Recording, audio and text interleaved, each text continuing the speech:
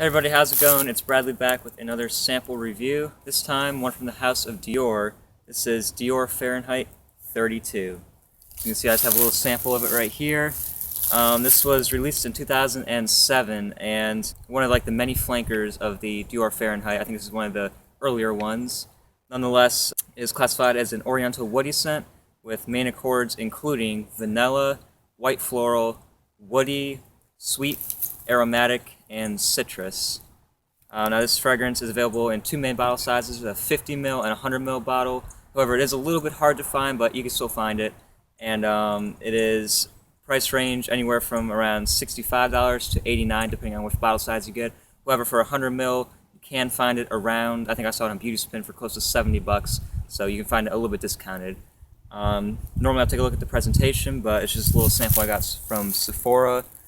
Still pretty much mostly full, so I'm just going to dive right into the scent with the note breakdown. What does this thing smell like? It's a very simple composition, only comprised of 3 notes. We have at the top orange blossom, in the mid we have vetiver, and in the base we have vanilla.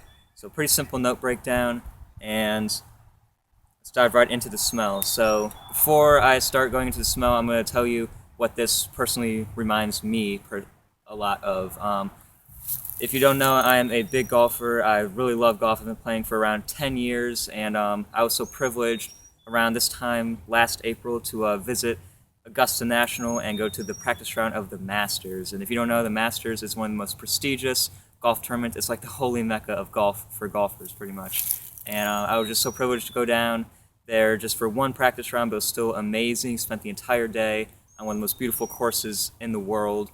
It's such a prestigious event, and it was just a blast. And this is really what this scent actually reminds me of, so I'm going to tie that into this smell. When I went down there, Augusta National is one of the most serene and naturally beautiful courses. It's, like I said, in Augusta, Georgia, in early spring. All the azaleas are blooming, tons of flowers are coming up, and all the pines everywhere and trees. It's spring in the air. I definitely get that. And here, I also, when I went down there, it was pretty hot, and I wore this nice sunscreen. And those two combined to exactly smell like this to me. When I first smelled this, so I went down to the Masters April 2015, and I got this sample I think in January of this year, and wow, when I smelled it for the first time, it literally transported me back to Augusta, Georgia, and I was just, all of the memories of that amazing experience that I had just came flooding back. So it smells exactly like the Masters to me, just for something that floral, vanilla, creamy type scent. So this thing to me, guys, smells like when you first spray it on, you get this really nice orange blossom note. So it's a very floral top. Although it is only orange blossom, I detect more florals. I detect other flowery types of things in there, but mostly it's this creamy orange blossom. It's very soft. It's very light, but it's still pretty pronounced. Also paired beautifully with this creamy vanilla note.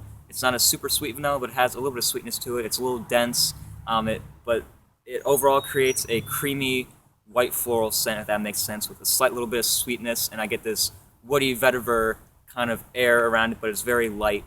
Overall, I can pick out every single note that's in here. It's pretty easy to pick out. And this fragrance is not too complex. It's not too, like I said, sophisticated, but it just smells nice.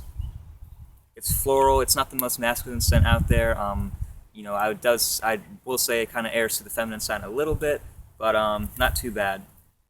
But yeah, this scent overall is just a creamy, kind of suntan lotion-y vanilla. It's not super sweet. It's not like any tobacco vanilla at all. It's a very kind of fresh vanilla, and you also get that orange blossom, a floral, like a white floral vibe to it with a little bit of vetiver. It's not too complicated, like I said, but when I smell it, it just reminds me of going down to the Masters, wearing the sunscreen, having this, just the beautiful smell of the great outdoors and all the flowers blooming, and it just completely 100% reminds me of that. And I will always wear this time of the year. If ever I go back to the Masters, I'll wear it. See, I got my Augusta National polo on in spirit, because the Masters happens every early April, and it's about to come up, so I'm going to be wearing this stuff while I'm watching it or doing my daily activities. Which now brings me to the final rating of the smell. I think it's a 3 out of 5. I think it does smell nice. It's a little bit too floral for my liking. Maybe not as masculine as I might like it, but all in all, not too bad. 3 out of 5 for this scent. I do like it quite a bit, and it brings back such great memories for me, so I always hold on to this one. This brings me into the performance now. This thing has pretty good longevity. Something about that vanilla muskiness really hangs around on my skin for quite a long time. 5 to 7 hours longevity, which is pretty good. You know, it is Dior, it is quality. I expect this kind of longevity, so it's nothing, you know, crazy, but it lasts a pretty good amount of time for being like a floral scent. The florals do die down though after a little while. Like when you first spray it on, it's all orange blossom and like heavy vanilla for the first half an hour. Then it dies down to a nice sort of soft, florally, creamy, suntan lotion-y kind of a scent. However, performance and sillage are not that good, unfortunately. This thing stays very close to my skin, doesn't really get off, so you have to be pretty close in order to smell it, like within the 2-foot range as soon as you spray it on. So unfortunately, performance isn't that great. It lasts a good amount of time, but it just doesn't project as well. This is one of the newer versions of it, and formulation, shall I say. So performance, all in all, is a 2 out of 5. It's a solid middle of the road, but the projection and poor projection and sillage brings it down a little bit. Let's talk about versatility really quick. When can you wear this? To me, I only see this working best in the springtime.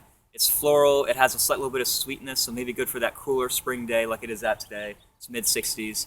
And it just does great because you get the florals, you get that springtime vibe, you get a little bit of that woody green vetiver, and you get that vanilla, which gives it a little bit of warmth too, you know? So I only see this in the spring occasions. I think it's great for casual if you're just kind of hanging out. I think it's also pretty good for like a special occasion. If you're kind of dressing up, you could wear it formally too, and I also think it's a pretty good date scent. It's this rather seductive. Something about that creamy vanilla is really, really nice. It's very, very enticing, you know? And I would stay away from this one in the high heat. That vanilla could get too cloying, and it just doesn't really fit the fall, because florals don't really fit the fall in my opinion. So this is just a spring kind of casual. All in all, not too versatile for me, only a 2 out of 5. Lastly, let's talk about compliments. This one, unfortunately, is not the best compliment getter, you know?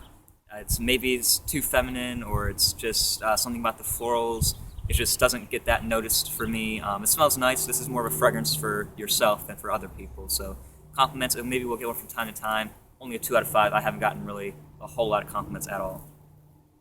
Really quickly, sprays. I think 2 to 3 sprays is definitely adequate with this one. It will hang around your skin for a good amount of time. And age range is slightly more mature, but you know, you can wear any fragrance that you want, right? I feel fine wearing this, but I think ideally it's a little bit for the more mature man who's, I guess, age 30 and up. Overall, I'm gonna give this fragrance a 6 out of 10. You know, you think 6 out of 10, okay, that's a bad rating, but you have to understand the way I rate 5 out of 10 is average. You know, it's 5 or 6 out of 10 is like an average fragrance, nothing special, but it's not horrible. Like a really bad fragrance would be like a 3 or a 4. I would say I'm a little bit of a harsh grader, but 6 out of 10 is not too bad. The poor performance kind of with the projection brings it down a little bit, although the scent and the memories that it has, you know, I'll never get rid of this one. I'm not going to buy a full bottle, but I will definitely go through the sample. I wear it every April. It reminds me of the Masters and my amazing trip down there. All in all, it's definitely a nostalgic keepsake scent, and I'll always have it around. It is relatively difficult to find, too. You know, it's not everywhere. It's a little bit pricey, too, for what I think it does. So, all in all, I think a 6 out of 10 is good for Dior Fahrenheit 32. So, let me know what your guys' thoughts are on this fragrance. Have you tried it out before? And where does it kind of fit into the Dior Fahrenheit line, in your opinion? As always, rate, comment, and subscribe, and I'll see you next time with another video. Peace out.